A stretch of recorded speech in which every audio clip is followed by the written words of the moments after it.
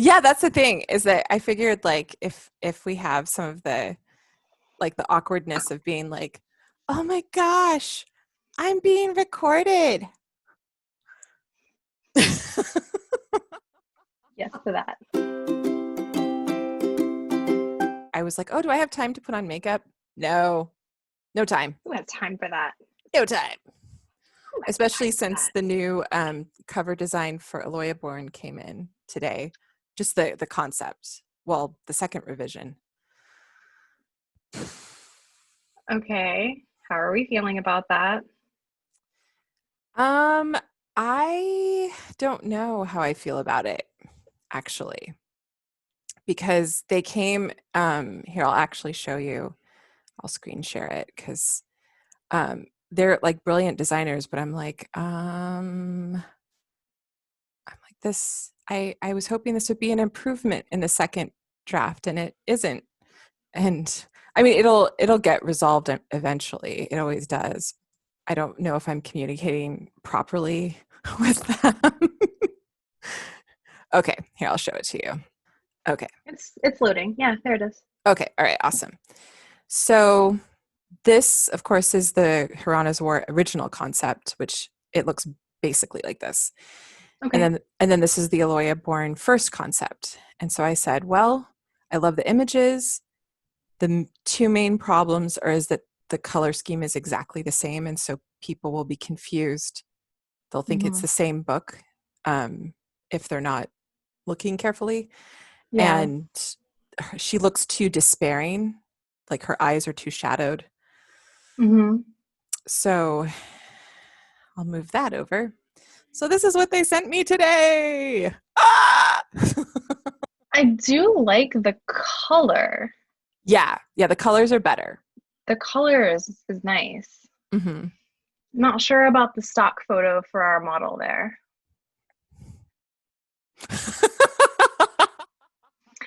Like I almost feel like whatever model they pick, like almost needs to have like a vacant look in her eyes because she's blind, right?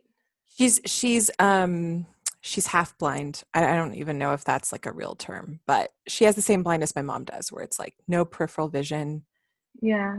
bad So distance she vision. can like focus and track things. Okay. Yeah, unless it's at night, and at night she can't see anything. Okay. So yeah. Yeah. And so this was just like, I was like, oh, this isn't gonna work. She's too pale.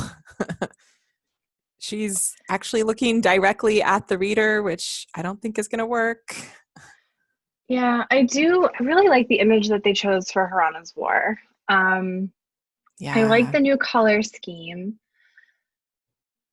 I don't mind the over the shoulder. I like the over the shoulder, Yeah. but the direction of her gaze, I think, is off. It's too penetrating. Mm-hmm. Yeah. I'm gonna write that down. Because I have Brianna gave me some notes on it as well. Yeah. Gaze to penetrating in both of them. I mean, the original, I can't even see her eyes. So, Yeah. And number two. Yeah. yeah, Yeah. I wonder yeah. what it would look like if I could see her eyes a little bit. I almost feel like her eyes are closed I in that see one. I see little whites. Let me make it bigger. I wonder if that's the same model. Oh, that's here, let me go back. 9. Come on. There we go. Oh, that's a good question.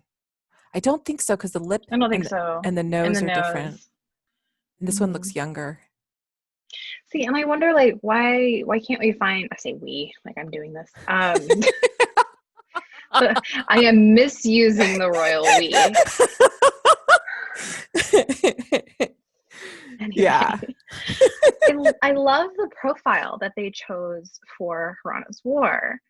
And if there's other Hmm. stock images of that model with like an over the shoulder gaze that is not super penetrating, it could maybe get you closer to what you're looking for. Yeah, that's a good idea. Same model. Did the Same same designer do both?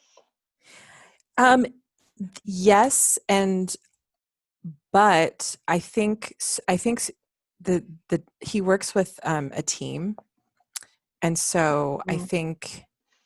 I think like this looks like this is something that he did, and then his team updated this Mm-hmm. possibly. And I know that they don't like finesse when they do a swap, an image swap. They don't finesse it like they did in the first concept. They'll wait to see if that's a good fit before they do the, Yeah, because it takes time to yeah, make make the images actually feel cohesive. So yeah, it's like a quick and dirty swap just to get your feedback. yeah, yeah. So I think I also would like the background um, to not be white, so we don't have two white book titles next to each other. What do you think Mm, about that? Or does it matter? I don't mind it so much. Yeah, If you were gonna go with a different color other than white, I would still keep it pretty pretty light. light. But yeah, hmm. Yeah, I because I don't I was don't mind I don't mind the white so much.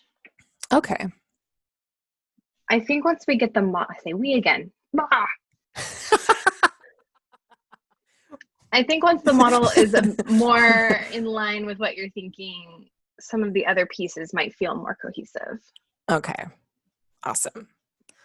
Well, thank you. Yeah, I think You're you're right. welcome. I do the same thing with Brianna where I'm like, we, and I was like, no, that's me. I have to do that. You can't do that because, yeah, I'll do that But I feel sometimes. like so I had this moment when I was thinking about like this project where you and I are like creating this window, if you will, into the like creative process slash like what it looks like to, like model good critiquing practices. Yes. And it, writing is such a lonely thing. Like as authors, you're spending so much time by yourself doing the work. But just like raising children, it takes a village to bring a book to life and to take it through its sort of end to end life cycle. I don't know. So anyway, I was thinking like if we're going to call this thing something, whatever it is we're doing here, like book takes a village or something like that. I don't know.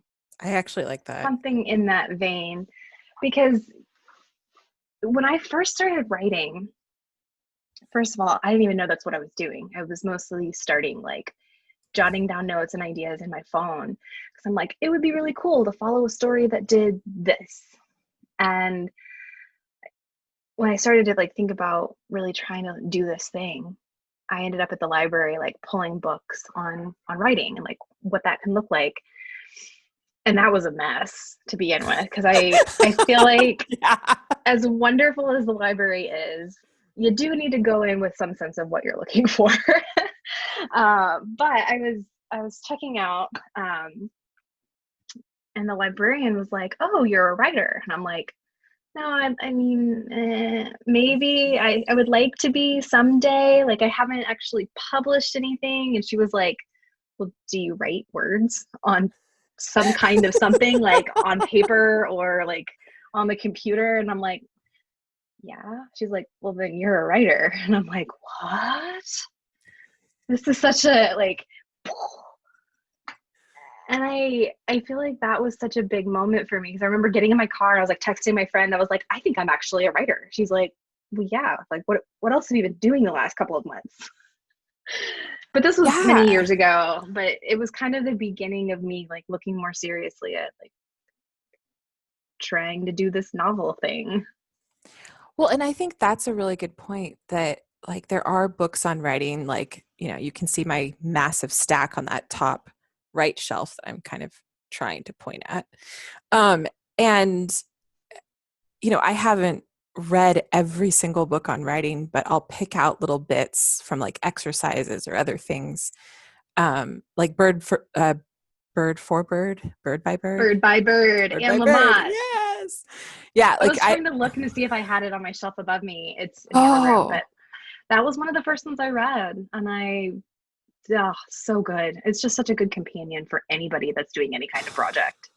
oh yeah, yeah. I mean, and I think like starting out in writing for the stage and poetry and doing like, I don't know if I ever told you, I did a one woman show in New York City No, but I would like to hear more about this experience. called Closer to Zero. And it was about growing up in Japan and people making fun of me because I obviously don't look Japanese. But in any case, yeah, so I did a one woman show, and I kind of like realized that I didn't really enjoy getting on stage and having all this focus on me. And I also did not enjoy like constantly hounding all the different parts of a production. Mm. It wasn't fun to like spend all my spare time on a show. Although, you make really good friends. And then Mhm. so I thought, well, I just have to stick with it because this is what I've been doing. And I'm just going to keep writing plays. And, just at some point when I'm successful, I will feel happy. Ah, yes. It's a trap. It's a trap. And so it was funny because I kept working on the first novel, my first novel that took me 6 years to finish. And meanwhile, directing plays, writing plays, doing stuff with my students, so that their plays could be produced. And finally, when I got the job transfer to Korea, I was from Korea to Germany. I said, okay, I'm done working in theater. I'm only going to be teaching English literature.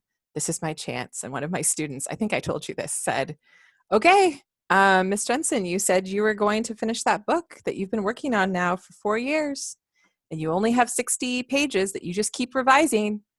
I One want to of your hear. students called you out on that. Yeah, Jacob. Jacob was like, so in a year, I want to hear about the fact that you've actually finished this book.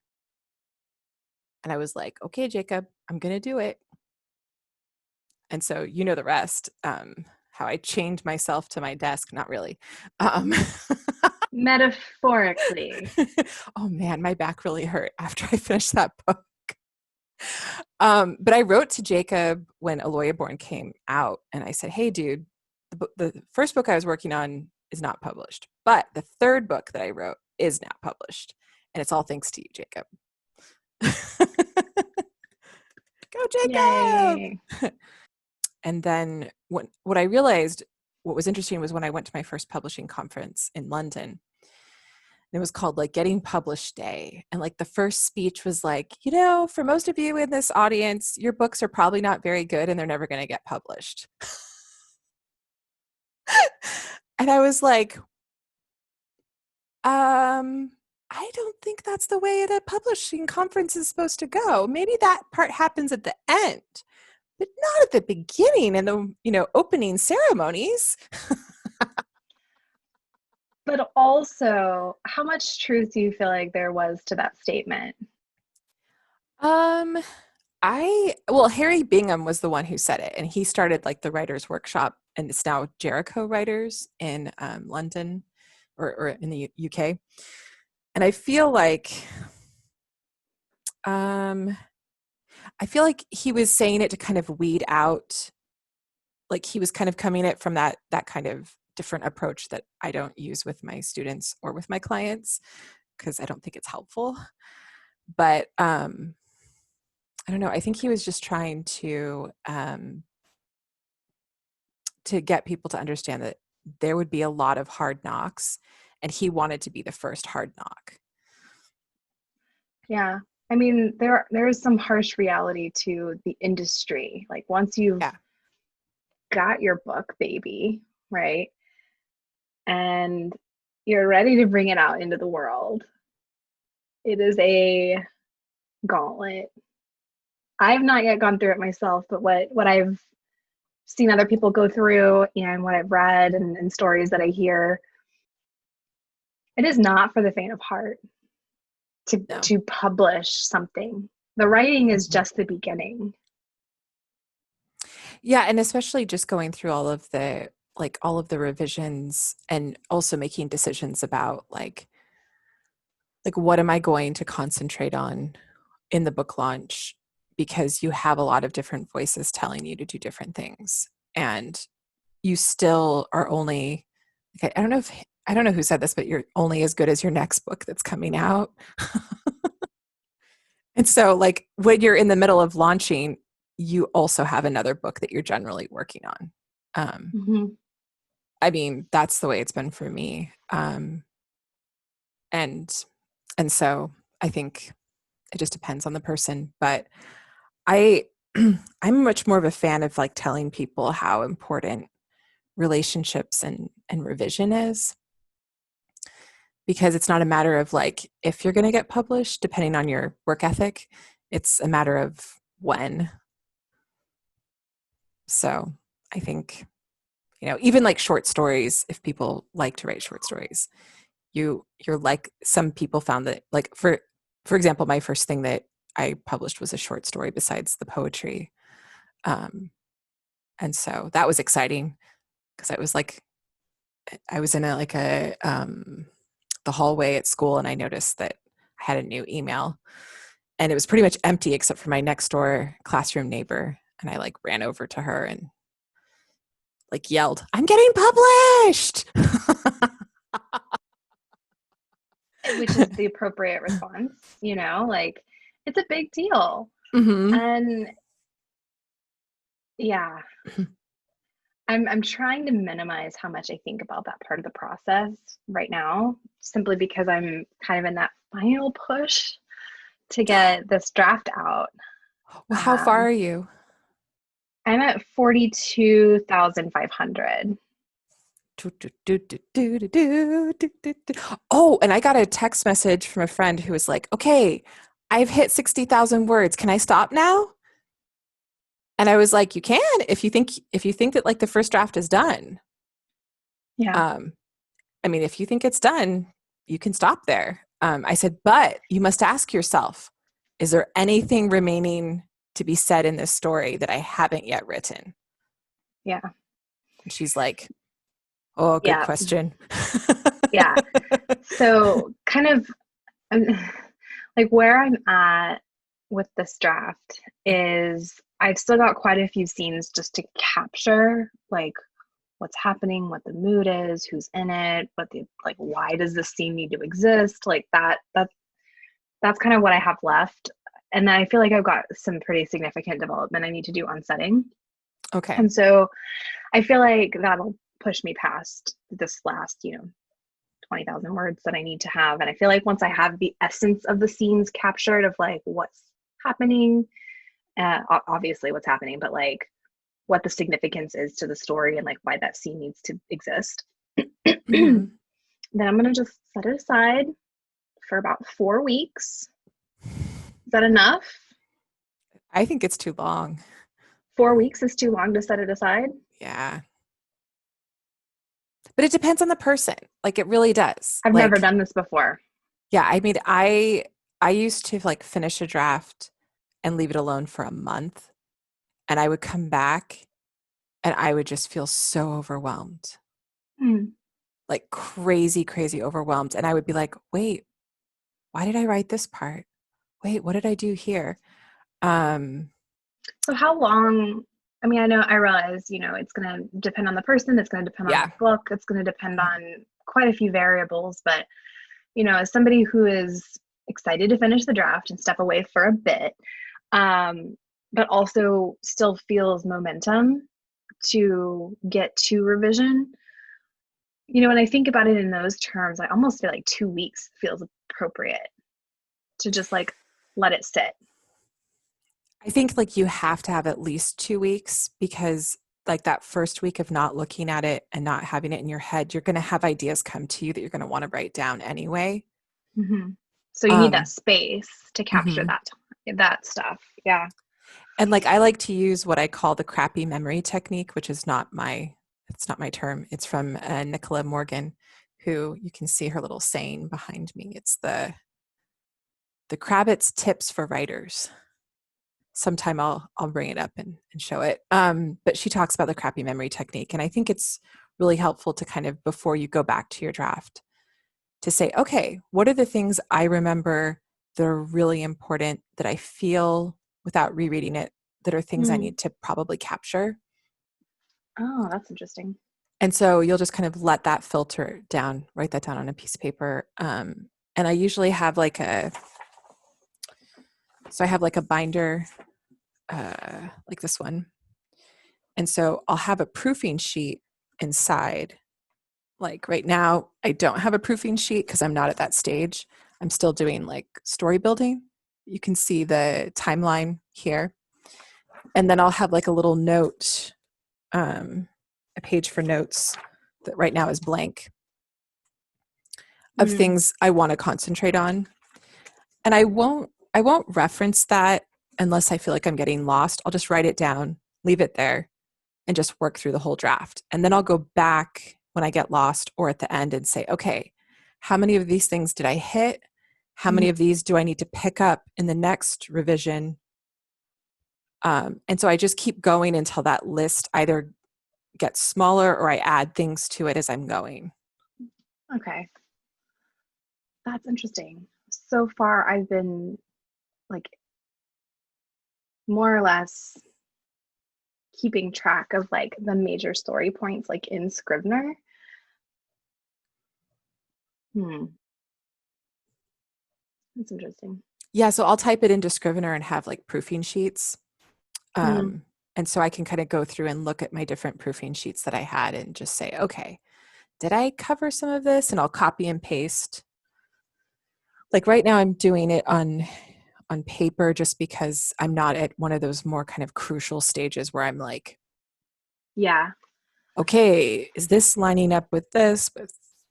See, I feel like I try to do too much of that or do a lot of that as I go along, of like making the connections between like, here's what's happening here in the story.